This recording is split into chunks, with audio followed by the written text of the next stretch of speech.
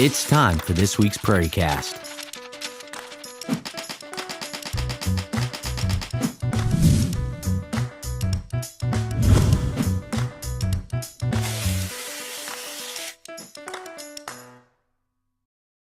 This week's PrairieCast is brought to you by Delta Dental of Iowa, who reminds you that you don't have to work for a big company to get big benefits.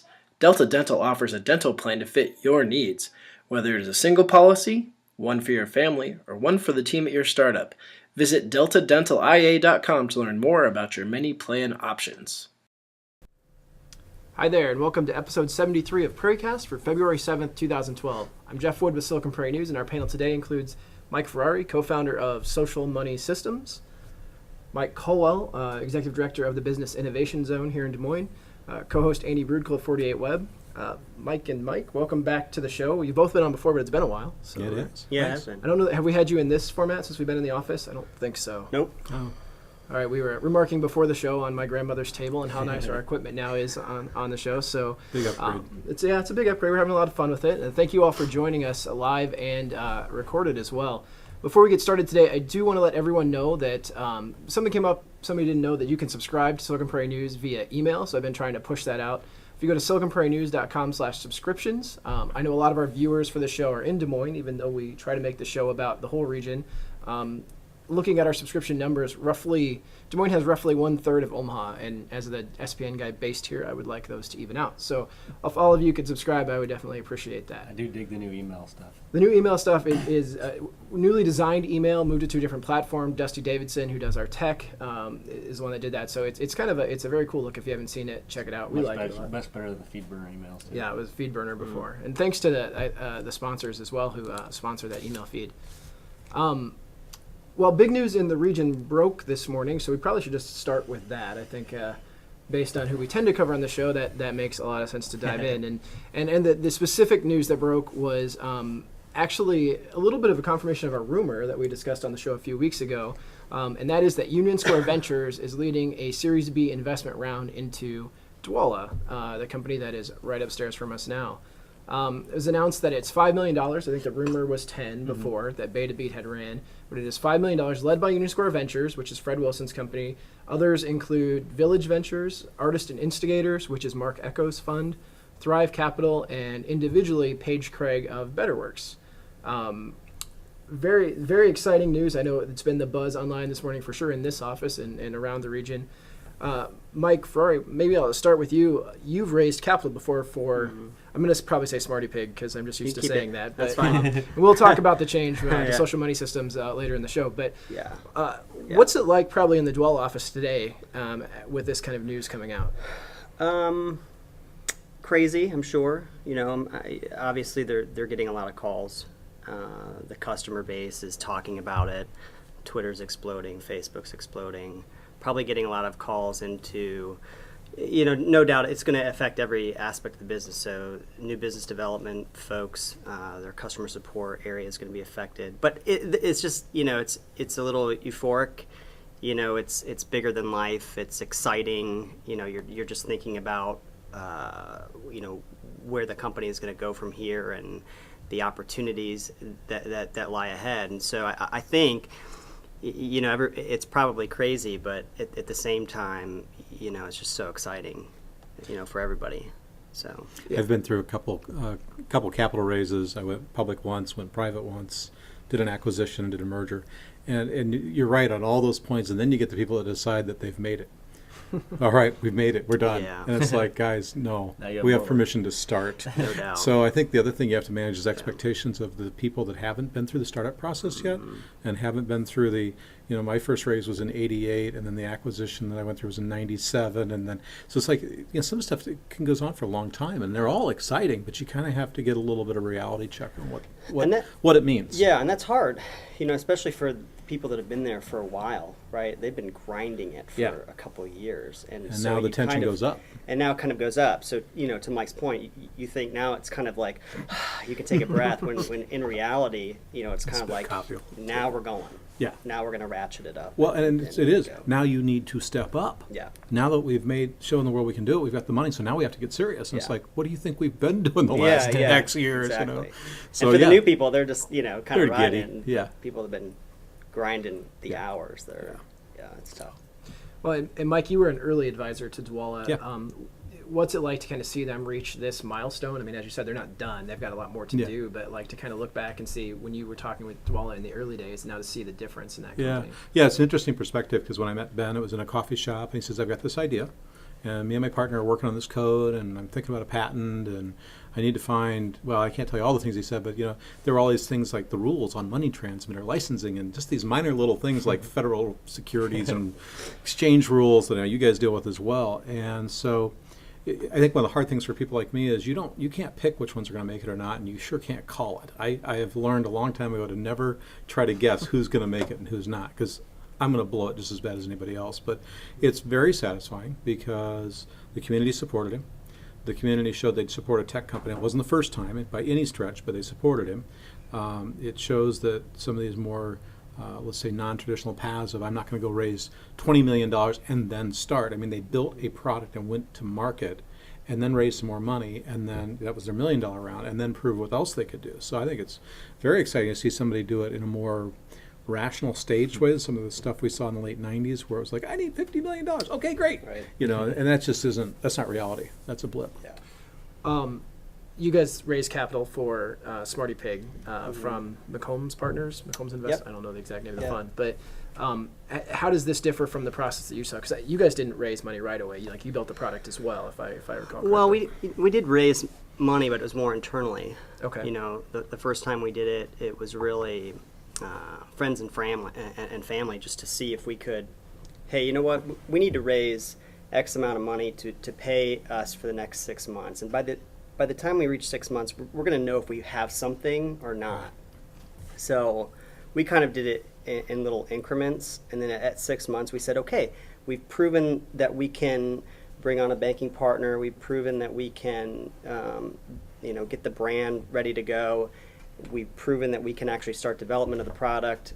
So we at least feel comfortable now to take it to the next year. And so then the next raise occurred at that point. And then once we've actually proved the product out and we got it into the marketplace and we saw some traction at that point, we said, okay, let's look at other opportunities to raise capital. Sure. And that's really similar to what Dwolla went through, because the first money was a couple of individuals, the biggest of which was Ben. Yeah. I mean, Ben came into this with his own money.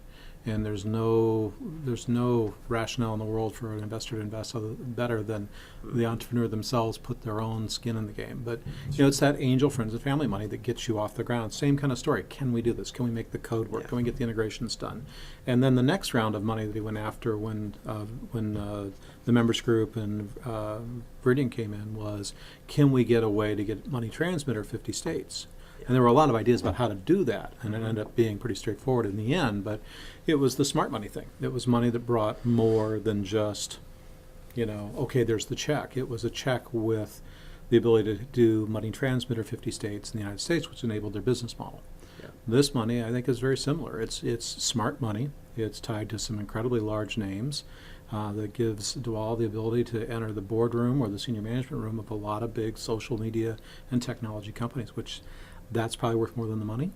Yeah. I mean, I know they need the money, but it's the connections. Yeah. And Ben has said that I know he said, like, Union Square Ventures is known for their integration between some of the companies for the API access. And I think he even hinted, I don't remember if it was our story or one of the other ones, at their globalization, or the fact that they're working in other parts of the world and not just in the U.S. And that might set up Dwolla for expansion into other currencies or something like that. Well, that was the really interesting part to me is, I mean, they've really approached it incredibly smart. When you look at the different people that were a part of that fundraising, to your point, these guys work really well in the API and integration. This group worked with Bank Simple and a processor, TXVia, and these people were really good at branding. So all aspects that they're going to need to touch on each one of those as the company builds, and they're aligning themselves very, very well with kind of experts in each of those verticals. So it's really kudos smart to Union Square to seeing Dwolla as one of those players, because take the reverse from it, it's like, who do we add to the mix? Yeah. So you're Union Square, and you've built this portfolio that has cross leverage in many different ways, many different disciplines of leverage. Now you say, who are we going to add next? It isn't about, do we have the money? They've got the money. It's who's the right one. So I think it's pretty thrilling to have the opposite see of, geez, Dwolla was the one. That's Yeah. pretty cool. And Dwolla kind of fits within the portfolio too of the other companies. Like, there's no reason why Dwolla can't be the payment method of choice for Kickstarter or the payment method of choice for Etsy, Yeah. which just opens Yeah. up Dwolla to just Yeah. another Which are huge other giant Union market. Square Right. properties. Yeah, I for mean, sure. it's certainly at this point speculation, but you've got to believe there was logic beyond this is a good investment. Any surprises in the announcements this morning? I mean, I think we all knew that something was coming. We knew that it was likely Union Square Ventures based on the rumor that came out. Gentlemen, anything from the companies involved that surprised you? Or I was surprised the rumor was true. I've been around too really? long and listened to too many goofy rumors. I just kind of started writing it off right away, going, yeah, another rumor. So, I mean, I'm glad it was Union Square, but that was a big fish. So that was, I was actually surprised that that was actually the case. Okay. Yeah, I was. I wasn't surprised. I mean, I was eager to see, would they consider leaving and moving the operations, because we've certainly talked to a number of venture capital and in our time, and some of them had requirements around that. Especially depending on what stage you were in. Right. And there's an argument to be had there, right? Do they pick up and leave, and depending on who they align themselves with, and obviously they picked a stance, and by choosing that stance, I'm sure kind of eliminated half of them, and then focused on the other half. So that was my biggest kind of what was It's a going to good happen. point, and I think something people don't appreciate is there are quite a few funds that invest in this area and leave the companies alone because they work with a local partner. And in this case, it was LWBJ, was the Raise partner here locally that's been assisting Dwolla, and J.D. Genezer's their CFO. And so if you are a big fund, one of the ways you will put money into a region or locale is if you have feet on the street that are credible feet for you. Whenever we would do an acquisition, the first person that came into that new acquisition was one of our finance guys. Moved the next day and sat down in the CFO's chair and said, okay, I now own the checkbook. And it's just a control thing. But I think that because they had not only LWBJ, but they also have Viridian and the members group, who are both substantial investors, sitting here locally with good financial backgrounds, I think the financial side risk of having someone close by goes away. So I really think that might have been part of the reason they were willing to say yes to it. Plus, let's face it, we're entering another talent war right now. Do you really want to go to Silicon Valley and try to hire a bunch of programmers right now? Yeah. I don't. Or Seattle, where I used to be. Great. For double Try double the 2x, rate. at least 2x. Yeah. Yep. And a 3x turnover rate. Yeah. So yeah, you pay $200K a year for people, and they turn over at a rate of every 8 And months. then Google comes and takes them. And you can't get anything done. And Dwolla's CEO, Ben Milne, has always said they were going to stay here. He said they may have offices other places that do specific things, but the bulk of the company, the operations, would always be here. And good on him to be true to that word now that the money came. So I think you're right. I think he chose people that would specifically let him stay here, or that saw the value in them staying here, not just let them, but saw the value. And there is coming value in being being here with the financial side. There's some good financial people in this area. In the Des Moines Register story this morning on it, they had an interesting point that I thought that talking about Village Ventures relationship, and Marco notes, the reporter for the Register, Village Ventures has built a close relationship with Iowa's Fund of Funds, which seeks national venture capital funds to invest money in Iowa. The fund invested $5 million in Village Ventures in October of 2007. Matt Harris of Village Ventures said the timing for Dwolla's rise could prop up the rest of the Iowa tech community. I think the Fund of Fund has been infamous for not investing in Iowa companies, or at least that's the feeling. I don't have the data behind it that the Fund of Funds hasn't. Is this the first that we know of? I mean, 2007 to 2012, that's a long time for that money No, to come it's back, not. but it's not. Okay. It's not. I mean, was the money required to be invested in Iowa? No. And that's where a lot of the consternation comes from. But there were valid business reasons to not say to a New York VC firm, you have to invest all this money in Iowa. But no, there have been some other investments. I can't remember all of them off the top of my head. There's probably, last I looked, I saw the list one time, and I think it was 6. And unfortunately, it was confidential, so I can't tell you. They're real people. You know all 6 names. They're legit. So there has been others. I do think, to the point of will it carry others, in and of itself, one time, no. But the more of these kinds of things happen, the more that Michael's company over here raises a round or raises another round or brings in a strategic partner, and then Dwolla raises something, and we got a couple more teed up that I hope to hear from the next 3 to 6 months. That's what makes it better for Des Moines, is when it's more than one. When it's like, really? Now Village is in, and your partner's in, and this partner's in. It's like, wow, hold it. The VCs are coming to Des Moines. There's a critical mass factor. Yeah. And let's kind of talk about the critical mass, because I think that Dwolla has benefited from what SmartyPig has done in Des Moines. I think kind of shining light on technology and startups in Des Moines. You guys went out to Finovate and had a good showing there. The next year, Dwolla did the same. The next year, T8 did the same. So it's kind of like Iowa finance-related startups kind of doing that. Does this raise, or any of the press that Dwolla has done, because I think they've done that better than you guys have or than T8 has, is that shining a better light on you? Like, is it reciprocal? Like, you've helped out them and they're helping out you? I'm sure it will be. I mean, anytime you can prop up your community and prove kind of these examples of companies that have successfully built from the ground up and kind of that whole startup world. They've gone ahead and they've raised capital, and they're getting exposure into all these other technology communities around the country. That's really exciting. That's absolutely exciting. I think what it's doing at the end of the day, though, which is really important, is it's showing the rest of the people in the community and in the prairie, Silicon Prairie, that this is possible. Yeah. It's going to take some work. Sure. And I would argue it's certainly harder to do than if you were in one of those technology communities to begin with. I mean, you look at what Ben has gone through over the past 6-12 months. He's traveled. You have to travel, and it's interesting when you look at all the people that they've connected with from their fundraising round. They're all connections that have been made through these efforts. Whether it's a Think Iowa thing, or whether it's Big Omaha, or whether it was this meeting out at Finovate. He was in Ireland, for God's sake. Ireland, you make these little connections, and there's just a lot of hustle that you have to do here, and you have to be prepared to do it, and there's a lot of sacrifice there. And if you can do that, raising money is a full-time job, and anybody that thinks that Ben spent a week or two on this or whatever, no, it's a full-time job. I'll tell you the other thing that I think companies like Michael's and others get out of someone else having an event is it is hard to recruit people out of the biggest cities to come here and work. If you need a very specific talent set that's only available, in my last company there was places where there was only 10 people in the world that knew what we needed, right? You got to recruit one of them to come to your place. If you can tell a story that we've had multiple successful startups and a thriving ecosystem of this and a major university and all these things, you start to package something, people go, wow, I guess I better go take a look. And a lot of selling Des Moines is not selling them once they're here. It's pretty cool once you get here. It's saying, dude, I live in Miami. Just what do you think you got in Des Moines that I'm even going to get on a plane for? You got to get them here. Yeah. And I've been through that because it was harder in Cedar Rapids. Believe me, it was much harder in Cedar Rapids than it is in Des Moines to recruit people in. So I think it's going to help with building the ecosystem of additional people that we need to come in that we don't have here.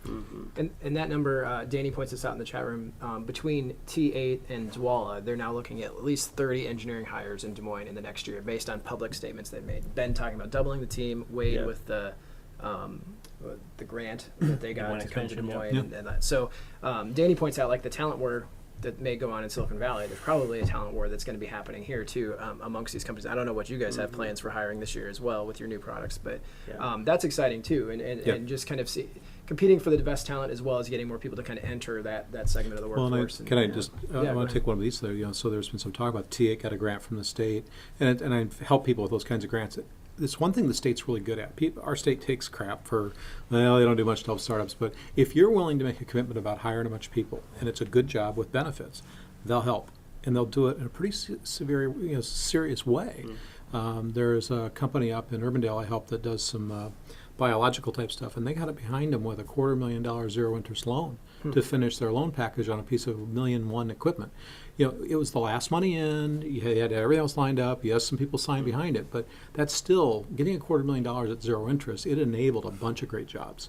So I think it's neat that we do actually have some good economic. And that's been a program. Doesn't matter which party you're behind. It's been around for a while. It's a good program and if you don't create the jobs, you get to pay the money back. So it's not free. There's strings on it. You have to live up to your commitment. But I think it's neat that they do that.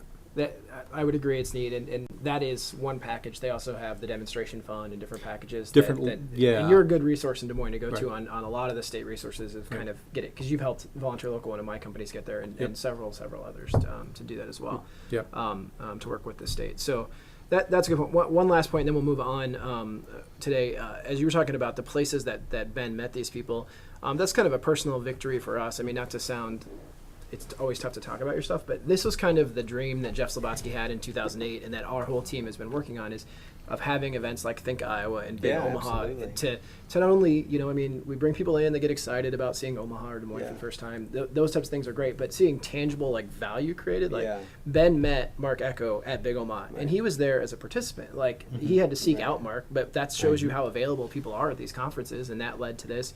Ben met Paige at Think Iowa. They both happen to be speakers, so it's a lot more natural that they'll meet there. But those were kind of the impetus for both of those connections, and those became valuable things for him later on. And so that's great. And a lot of those connections have. That's how the Startup Iowa thing happened. Was Christian Renaud and Scott Case getting after each other a little bit. I mean, they kind of challenged each other, and I thought it was cool that they both stood up to it and came through. So it's it is recognition that this community can grow, that we can keep building. I think the key is that we all just keep working on it, that we don't get, let's not be satisfied with it yet. Let's keep going. When we give, the Research Triangle run for their money, then maybe we can kick back and have a beer over it. But man, I'm like, how do we up this one? How do we go again? How do we double down right now and do it again? Because we've got to keep the energy going. They will forget about us if we don't keep it going. I'd agree, and with a real sense of urgency. And absolutely, and we can't ever right now. Let's go. And that's kind of back to that blog post you wrote last week, the Ship It blog post. Not to be happy or complacent because of success from other people. You still have to ship products. Yeah, and that was really me kind of having a reflection of there's just so much going on in Des Moines right now, and it's easy to look at all the events and like there's 4 things just to be at this week, those types of things as well. But like, let's keep the activity level up, and you can't just do the social side. And everybody knows that, but I saw that picture from Zuckerberg, and I'm just like that just.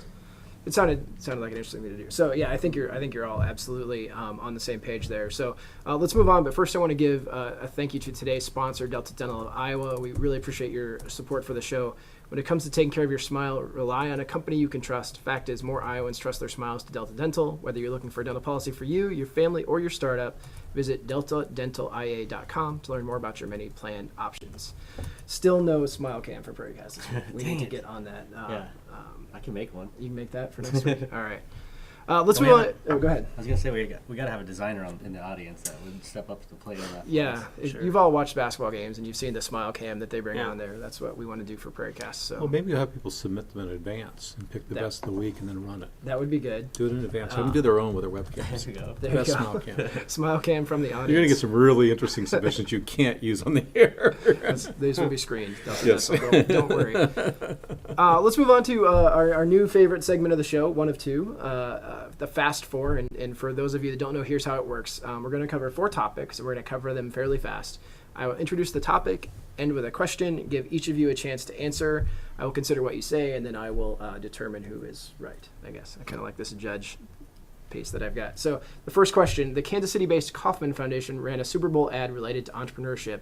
Was this an effective use of foundation funds, and is it going to help the Prairie? Mike, what do you think? Yeah, I get the first question I had was this a national buy, or was this kind of isolated to a specific region? If it was a national buy, I would say no. I've never been a big fan of rationalizing, costs spent on the Super Bowl ads. I think it's just kind of one of those things you can do if you're a huge brand and you get a lot of publicity out of it. For me, I would probably just say probably not. Probably not. I don't think it was a national buy. Yeah. That was a longer answer than I was looking for, just to keep going. But no, so you say no. Mike, what do you say? I'd say no, and simply for the reasons he talked about, but also because it gets lost in the clutter. You're on an 8-9 commercials back-to-back for some of the best ad agencies in the world, and you're going to try to compete with a non-hard message. There's no direct, deliverable, usable message. Can't go buy a car, can't go buy something. Just, hi, here we are. All right. Mike says no. Andy? No, they should have gave the money to Silicon Prairie News. Well, you are all correct. The answer is no. I don't think it was an effective use of funds. I appreciate that. And the Kauffman Foundation They do does give, sponsor yes. us a lot of our events, so we're not complaining about that. But But why not it is, do if you didn't see it, and it wasn't, the reason I say it's not a national buy is I don't think it ran here. Go to willitbu.com and you can see the Kauffman's commercial. A neat little commercial. We've covered the sketches before. Danny tells us it was isolated to 4 markets. We've seen the Kauffman sketch videos before. They are cool the way they do them. I don't know if they're Super Bowl cool. Like, it's not Darth Vader commenting on the Volkswagen or whatever. But KCSF, NYC, and DC. okay, so in very large markets plus the Kauffman's home market in Kansas City. So check that out for sure if you want to see it. Okay, here's number 2. Scott Case, who Mike had mentioned just a minute ago, CEO of the Startup America Partnership, told the Wall Street Journal that Iowa is one of 4 states where the entrepreneur community has had an exceptional amount of progress in the last year. Do you agree, Mike? Yes, I do, and actually I think we won up that. So we're now getting recognized as being the first at some things. So yes, I agree. Very good. And I said Wall Street Journal. It's actually the Washington Post. Sorry. Yeah, absolutely. Yes or no? Yes. Yes? Yes, very much so. I think so too. So the answer to that one is undoubtedly yes. This is one of the 4 states. Very cool that Scott mentioned us. I think specifically he mentioned Des Moines and Cedar Rapids as having that progress. That really shows that on the national radar, at least for Startup America, they're seeing it. And it's always cool when we get recognition outside the region as a community. Number 3, Startup Iowa held the Iowa Startup Fair last Tuesday and cited that more than 400 attendees and 100 exhibitors in 4 different cities across the state participated. Other than getting an awareness for your startup, which I think everybody did that was there, what's the most likely outcome of someone who participated in the event? Is it a raising capital, acquisition of talent, or new sales for the company? Mike. Yeah, I'm not sure it's any of those, but I guess if I have to pick from those, I would say it's talent acquisition. Talent acquisition?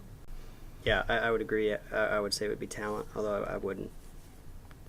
I have another answer. But Okay, talent. let's hear another answer. Well, I mean, I think what they probably get is just an opportunity to pitch themselves to a lot of people, and they get practice, and they get, this opportunistic chance of selling the product. Really. And by the way, one of my startups was there, and we sold something that day. So I don't want Did anybody you? to think, oh, you never sell anything. This. No, we sold something, and it was a cool sale. But I think where the value comes is if we keep it going every year, and people get used to, hey, every year it's a start fair. Let's go back and check it out. Now all this cool stuff happened last year. A lot of cool stuff happened in a lot of places. Now we need to keep going and do it again and do it again and do it again. And I agree. The pitching's huge. Pitching was the best for me. I mean, I got to pitch 25 times for my little thing, so that practice was huge. All right. I will agree with you. So I'm defaulting on my question, but it sounds like pitching is the right thing, and I think that's the awareness piece. Really what I was looking for there was there more than awareness that generated by that event, and I don't think there was necessarily. Although you had a sale, so that was good. I know that Several did, by the way. several did, and I think it was different based on location and how many people are there, those types of things. But an interesting event, and I think they are planning to do it annually. I think I saw a survey that said they were looking for that. So check out the Iowa Startup Fair and learn more about that if you have not. So last question, the we'll say Stuff People Say meme has officially made it to the Silicon Prairie with the addition of Stuff Kansas Cityans Say. Does the fact that it actually got here mark the end of this meme? Hopefully, yes. What do you think, Mike? I was completely clueless. I took one look at it and said, I don't get it, and I moved on. So I guess I'm an old fart. And Clueless? So you had not seen this? I just was like, yeah, whatever. I don't know. I get this stuff in my email box and through Twitter and everything else. I just don't have time for all this craziness. I don't know who has the time to look at all this stuff. I want their job. All right, so we'll step back. Have you seen one of these videos before? Yeah, I've seen it. I mean, sadly, I would say no. It's going to drag out for a while, but it's certainly it's reached its point of funny of goodness. It's kind of like the whole "what's up" thing. I mean, that thing just dragged on forever. It was really funny for a while, but then eventually it just kind of transitioned. So I'd say not the end of the meme. It just not still the go on. end. It will continue. I think anytime it gets to this part of the country, it's probably about towards its end. Yeah, I think I agree with that. The first 2 or 3 were funny. wrapping up. And if you go on YouTube now and Google this, you will see that there are just pages and pages of these videos, and about 4 of them are funny, I think, of the thousands that are out there and moved on. So it did make it to Kansas City, and I think it was a radio station that put it down there. So nice. Good for those guys. Lots of jokes about barbecue and complaining about the Chiefs and Royals, and that was about it. So, okay, that was today's Fast Forward. Thank you all for participating in that. Want to reserve a lot of time today also to talk to Mike. What was going to be the lead story today, and the reason we had Mike on here was to talk about social money systems and what SmartyPig has done there. Dwolla kind of interrupted that with their Tuesday release. Bastards. So, let's talk about that as the next You got topic. one-upped. Son of a bitch. Certainly, equally as big a news, I would say this is a major transformation for you guys, Yeah. changing the brand of the company from SmartyPig. SmartyPig becomes a product now, Yep. and Social Money Systems is the company. You announced another product, Goal Savers, but doesn't seem like as many people kind of covered this, so we think it has the importance of Dwolla's announcement today, and wanted to talk to you about it and get everybody's opinion. Yeah, it is a big shift for the company. Sometimes it's hard for me to process it all, until we really get our newest product up and running. I think I'll be able to really kind of get the broader picture of everything. But the reality is that we have a number of products now. Yeah, and I think everybody felt like we really needed an umbrella organization to come across all of these, especially as we're, if that umbrella company in any way, shape, or form can't work internationally, just purely from the name of it, it really becomes an issue. So as we're talking to organizations in different parts of the world, it becomes pretty clear that the word pig and things of that nature, they just don't necessarily make sense. And we didn't really think about that when we came up with the name SmartyPig. And I remember soon launching the product as we started getting interest from, we in Australia and in other areas of the country, we immediately, had resistance from some just purely on the name and the style and the branding of the company, Okay. The pig and all these other things. So Is piggy bank an American thing? Is that not? no, it's not. Okay. But certainly the pig doesn't work in certain areas of the world. Yeah. And so we felt like we really needed a much more professional, I guess you could say, overarching umbrella corporate name. And Social Money just is really kind of the essence across all the different products that we have. So we made the switch. It does feel a little bit branding wise to be less fun than SmartyPig, but maybe it sounds like that was kind of what you were looking for as the company matures. Yeah, I mean, it's a little less sexy. We could have got crazy with the name. We could have done some pretty funky stuff, but I think the more Social Money kind of starts to sink in, I think it makes a lot of sense especially for who the new product is targeting. We're going to be targeting banks, so we're really not going to be a B2C in that respect, in that kind of area. And from that respect, I think it makes sense for us. And that's something that we've heard Ben talk about too, that when he walks into a bank trying to pitch a big bank on using Dwolla, with his kind of t-shirt and sweatshirt type of look and shaved head, like it's a lot different when he walks in with JD beside him, and that's when he gets credibility, is when he brings the guy with The gray hair. the gray hair, in the room. So kind of that maturing the company is something that probably will open some doors. Well, beyond maturing a company, it's pretty common. I mean, when a company starts up, it usually starts around a single product. It's especially if it's a nascent startup, a group of people haven't done 10 startups before and aren't sitting there on a big stack of money. They start with a product, and the product name is the company name in many cases. And even if there is a company name, nobody knows it, because it's all about every dime of marketing you have goes into your product and your first product, and you get going. But as you mature and your product line grows, that doesn't work. So no matter what your original thought was, it stops working at some point, and you have to put an umbrella over it of some type. And there's branding strategies about branded house and house of brands and all that stuff that you have to decide. But it's a very valid point that the B2B names don't work in B2C and vice versa. Mm-hmm. I wouldn't want to be the banker that goes and pitches the board, I want to hire this company and their name is, if it's a name that isn't going to derive respect from my board. So you have to think about those things, and you have to let your name sometime evolve a bit. Mm-hmm. So, I mean, credit for doing it. It's not an easy decision to go through. I've renamed a few, and it's How hard. hard is that process? I mean...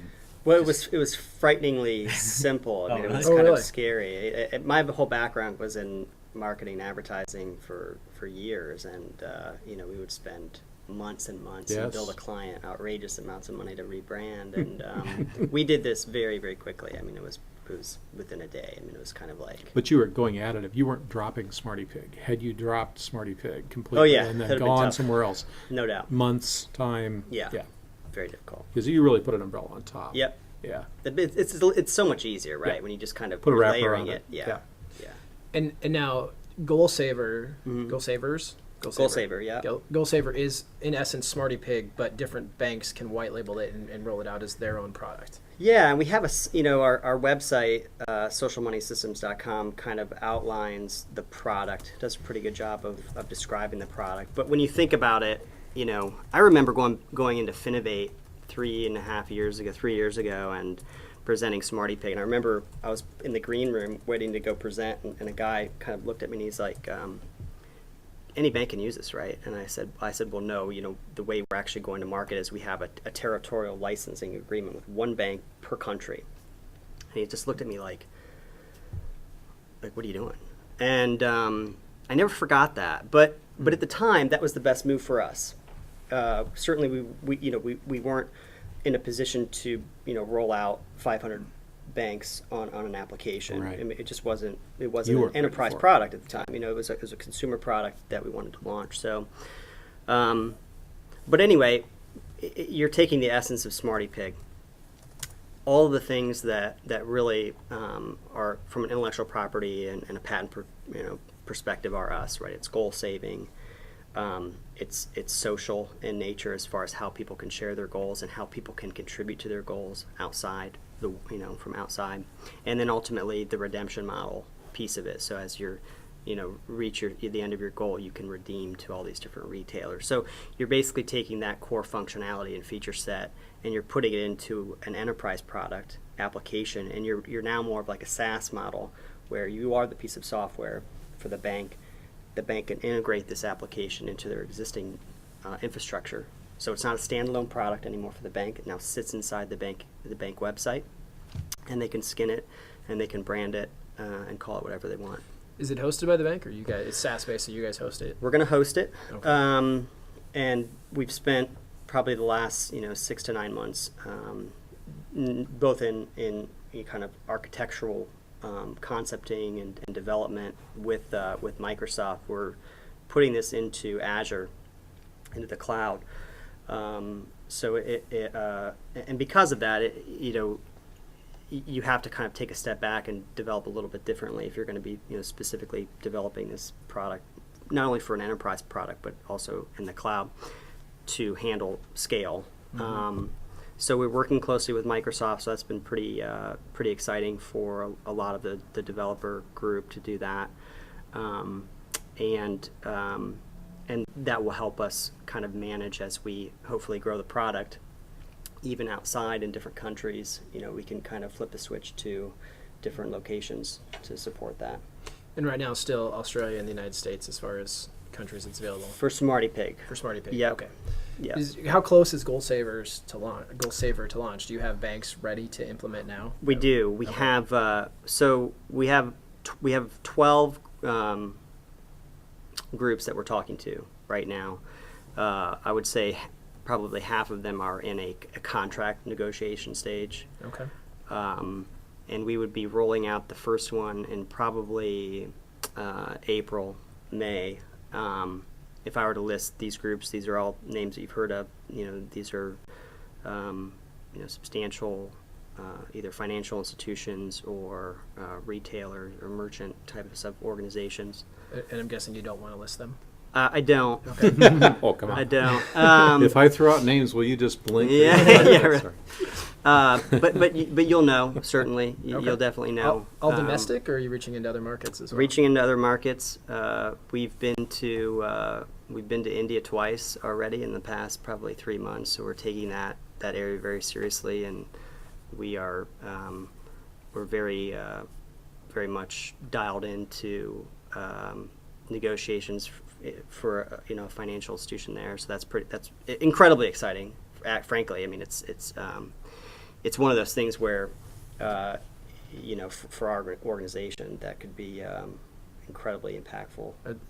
Potential user base, I would imagine. Millions, it's huge. yeah, it's huge. Well, Is that something? It's always great structurally when you get a different kind of revenue.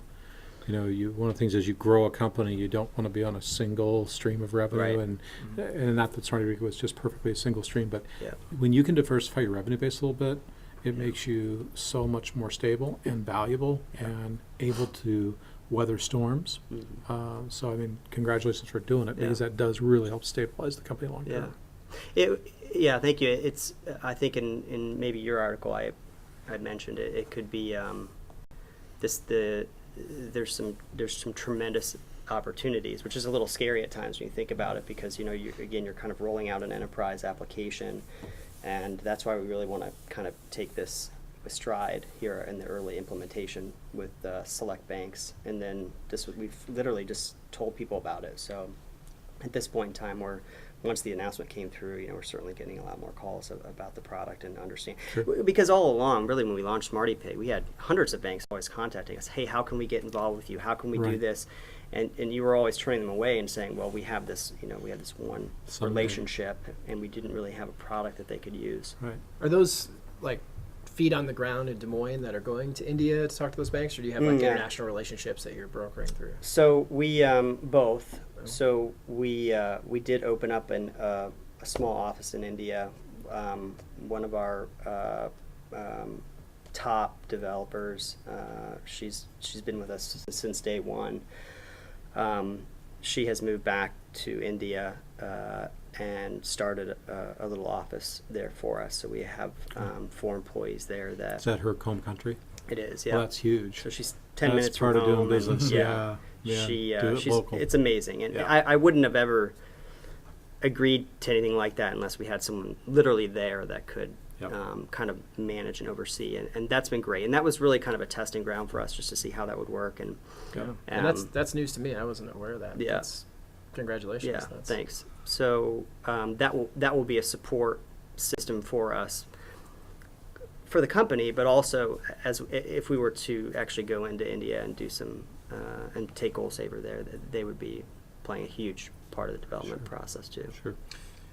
Now that when you talk about the one bank that you've traditionally had with SmartyPig, that's been BBVA Compass, right? In the U.S., yep. In the U.S. Yep. Are they do they have an equity stake in They SmartyPig? do. Mm-hmm. So they have agreed, I guess, to allow Goal Saver to be a competitor. Like Right. their competing banks are now going to be using that product. They right? are. They what, did. What was that process like? I mean, did you guys go to them and say, we think this is the strategy for the company, or were they open? They were very open. They've because of being a partner of ours, they've certainly seen the opportunities that would approach us domestically. So it was they saw the opportunity, and they could see how the two could live together very well. And again, because they're kind of an equity player in the company, they also see the the opportunity, the revenue opportunity there. So from a business perspective, so they were very comfortable with that decision.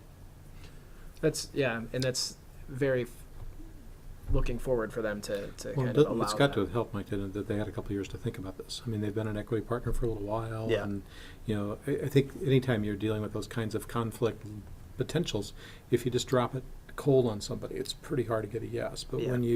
if you sat through board meetings or sat through meetings where you're like, okay, we turned these guys down, we said no to these guys. After a while, you're starting to go, hold it, what am I doing? If I was the negative in the room. So if you have time to kind of internalize those kinds of things, the discussion gets easier over time. And they probably knew that they can't be the only bank in the United States. They're not it. You want to grow your equity base, so you've got the minute you're an investment partner. I mean, it's part of their company, so it's part of their due diligence, their requirement to do the best for their shareholders or owners or whatever. So if you take your commitment seriously, it kind of makes sense. But yeah, emotionally, that's hard.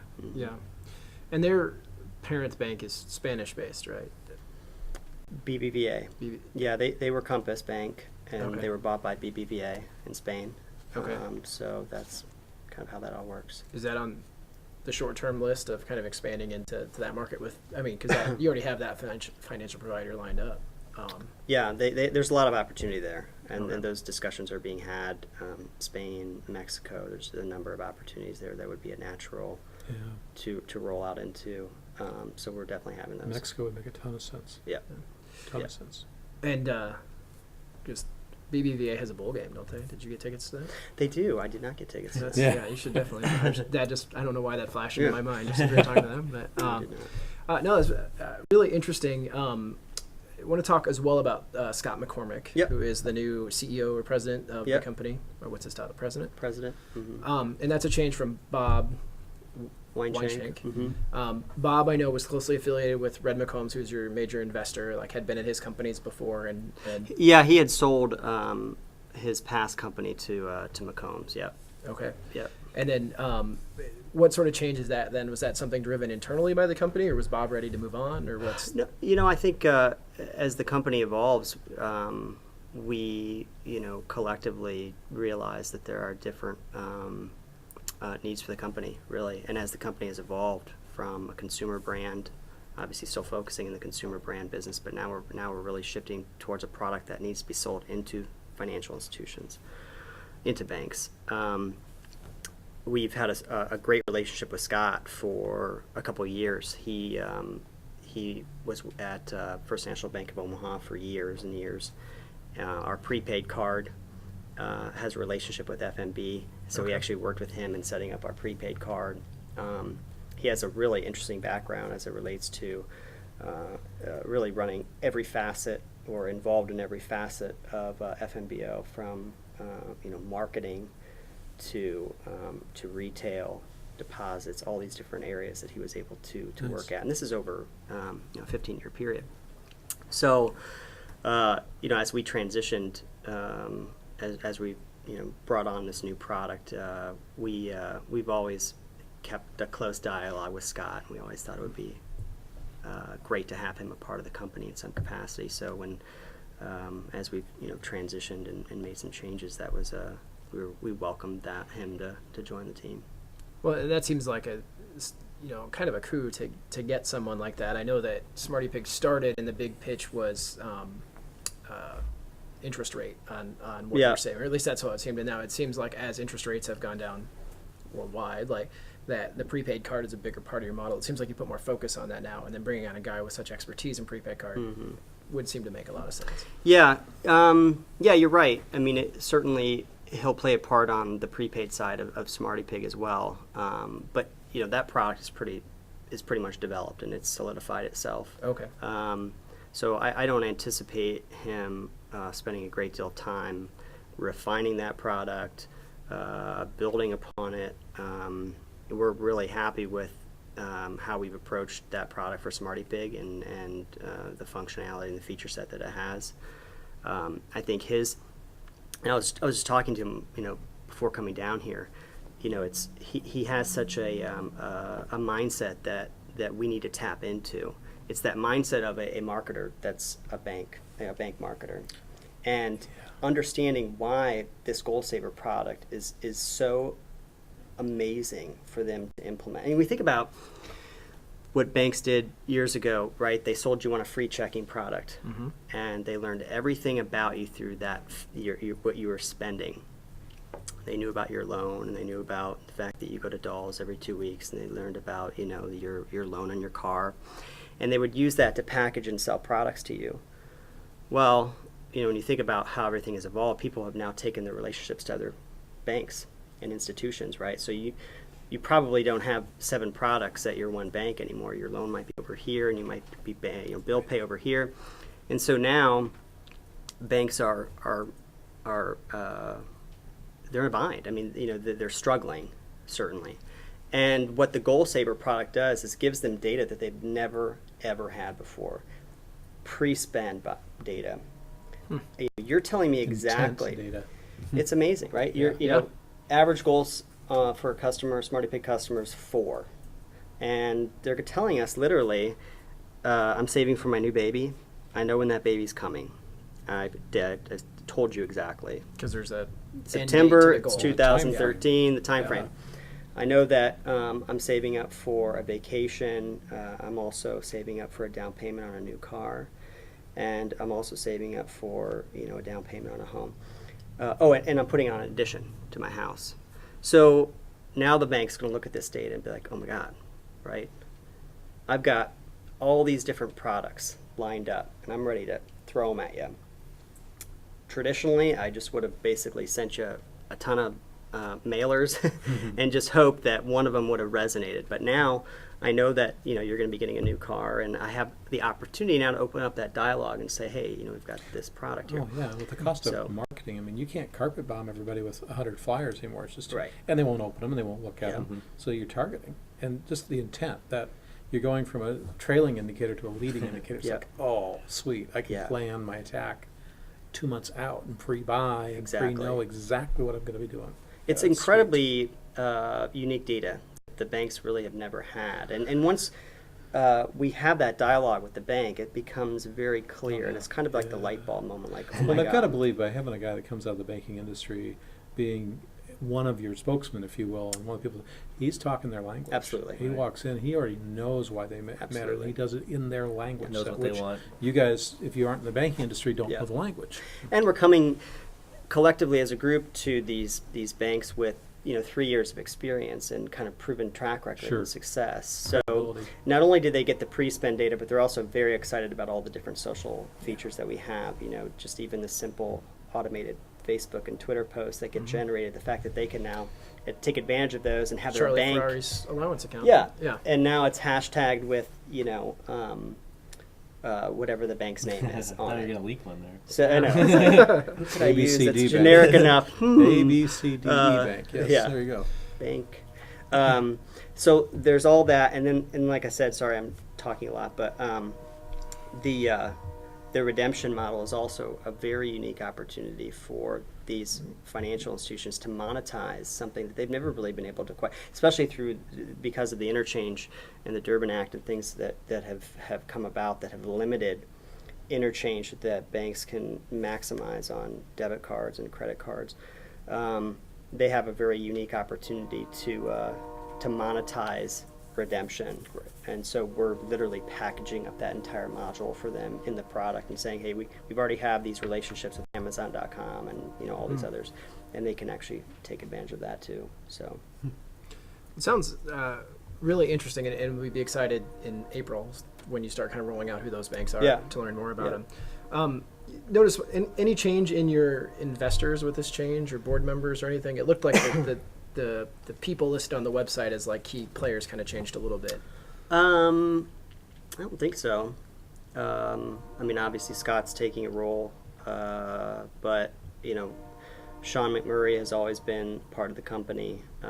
He was one of the owners of DataVision, which recently sold to Equifax. So he's still plays a big part of strategically aligning the company.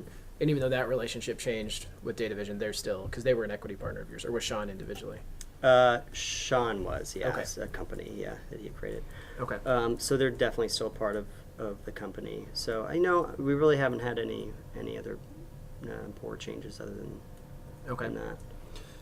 Well, it certainly sounds exciting, and excited to see as this beginnings of a financial cluster of startup companies here with what you guys are doing, what Dwolla is doing, and when T8 gets here, I don't know if we count them as here since they have their eight employees working in Startup City or whatever they have right now. T8 is an awesome, I kind of liken what we're doing to what they've been doing quite a bit of, right? If they're building software for banks, and the Grip product is cool. Basically a white label. Yeah. Absolutely. Similar to Goal Saver, without but question. for a different purpose. Yeah. There'd be very similar types of integration process that we probably go through. So I need to sit down and have a little mind sharing session with them sometime, because I'm sure they're dealing with some of the same types of you guys have to and be issues. dealing with the same stuff. Yeah. There's got to be leverage there. Yep. Yeah. Well, very cool.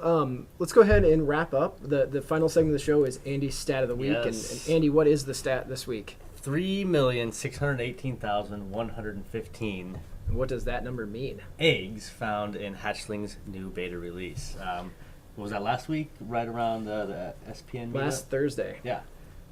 So that's how many were found in the first beta launch. Brad said that was 20 to 25 eggs per second. And they released beta 2 last night, and they were already at 1 million eggs found this morning. So that's amazing. And by the way, the first beta had very little of the functionality in place. So it's not the old whole product, beta 1, go back, fix bugs, beta 2. It's beta 1, add a bunch of functionality, beta 2. So, I mean, they were doing that with low levels of functionality. Now they're up in the functionality. Things are turning on, and it's getting interesting. Who does their development? They do. Brad is in the in the chat room, and he says they've had 300,000 more eggs found since he emailed us this stat earlier. Brad is still the lead developer, I think. And he he can is a comment back if he developer. isn't. Okay. I know he's I heads wasn't down sure. in the code. Gotcha. He's hired some people. He's had some postings out on your website at Silicon Cool. Prairie asking for some additional I think on the talent. community marketing side, but Yep. he did say when we were talking about Dwolla and T8 hiring this year that he'll be looking for staff as well. Yep. Okay. Yeah. So he said that's 28 eggs per second on average in the last 3 hours have been found. And we kind of jumped into the story. If you don't know hatchlings.com, we talked about it a lot, but one of the biggest social startups, I guess, that we have here, the most Facebook likes. We've talked about that. We had a meetup with Brad, so thank you, Brad, and your team for sponsoring the meetup on Thursday night. I think both of you guys were there. Oh, we were there, So appreciate you coming out for that. But that was also in celebration of beta launch day for them, and Brad Right. talked a little bit about what they do.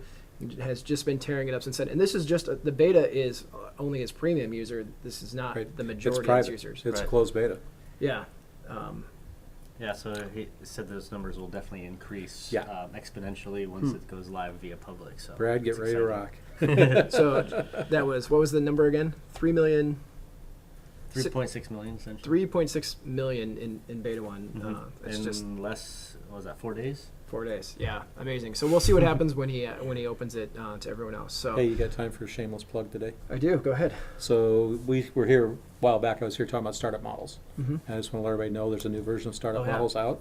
A new book and a new model there's 3 things in it, 3 major changes. Better way to model employee coming in and out. Put yearly versions of the statements in, and tightened up a couple of things. Put some just simpler ways to enter. So it's gotten even easier to use. So I encourage people. It's a free model. It's startupmodels.com. Have that. Yeah, startupmodels.com. So these are models that you've refined with your clients over many, many years Yeah, it's that you're just releasing to the public. Basically, it's based on the concept that people doing a startup for the first time tend to spend way too much time on the model and not enough on their assumptions. I mean, if you're Mike over here, you've been doing it for years, you might pick it up and go, okay, that saves me some time, but he gets how to do this stuff. For a lot of people, they don't. And so the idea is to have a very fundamentally well-done model that, I guess I'm being a little bit prideful, but there's been over 100 startups run through it. There's revenue models for reoccurring revenue, the things that people deal with that are a little bit tougher to model when you get into renewal rates and renewal prices and costs and load costs and all those things.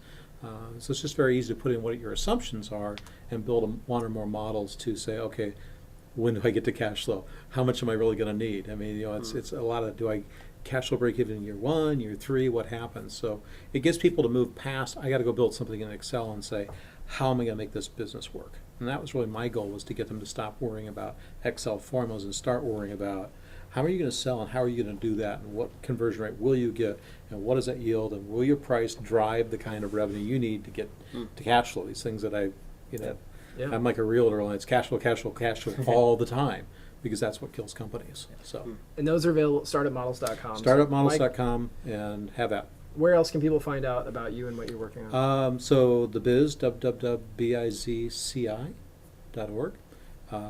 Also, I do a lot with Startup Iowa, so you can do startupia.org, and a couple of my own companies. LinkedIn, good place to find out more is LinkedIn. Sounds good. And Mike Ferrari, where can we find out more about you? Well, I don't know. I mean, I guess you could I'm M Ferrari on Twitter, so you can see there. That's probably where I'm most vocal sometimes. So probably check it out there. LinkedIn, obviously, but yeah. Sounds good. Andy? YouMetAndy.com. My blog is at gwood.me. PrairieCast is produced by John Thompson of Evolve. Find out more on his services at dmevolve.com. For more on our show today, you can check us out on Facebook at facebook.com/PrairieCast. And if you have feedback for us, you can say it to our face with Sarah Martin's new startup. Go to tomyface.com/say/PrairieCast73.